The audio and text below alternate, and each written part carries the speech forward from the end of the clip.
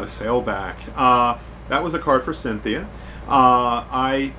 They basically wanted a dimetrodon, a not dinosaur reptile. Because, all right, kids, dimetrodons are not dinosaurs. You're gonna get letters. But they wanted this dinosaur, this big lizard, and I did all these concepts, all these thumbnails, and I love them all.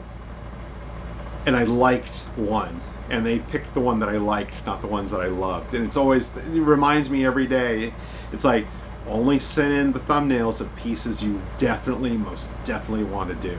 And I'm always bummed because I did some other compositions that I personally think would have been really fun for me to do, but at the end of the day, the art director knows better, and so she picked the one that she did. And that was one where I made a maquette. That was one of the only few that I've made a maquette of. So I got foam core, and I made the ridge so I could have the ground plane, and I got clay, and I made the form, and then I went to the art store and got transparent vellum, and I colored it orange and set it up on the frill on the back and got a light source to see just how far and how concentrated the glow of the light through the sail would be on its body and on the ground, because I wanted lighting reference, because you can't make that stuff up. You have no idea how is light going to scatter through orange flesh, and how much cast light will there be.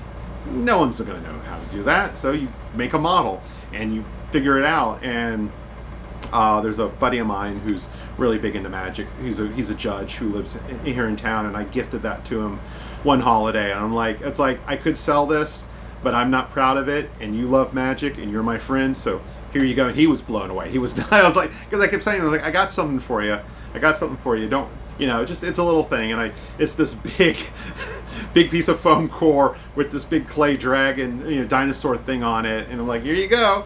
Because I also had to wait for the card to come out, because you had to, I can't go giving away maquettes for things, so I had to sit on that thing for a year. But that was a fun card. I do a lot of those. I have to redraw it a lot, and that one went through a lot of edits, a lot of edits before I ever gave it to them, and then a lot of edits afterwards, just to kind of get the lighting down.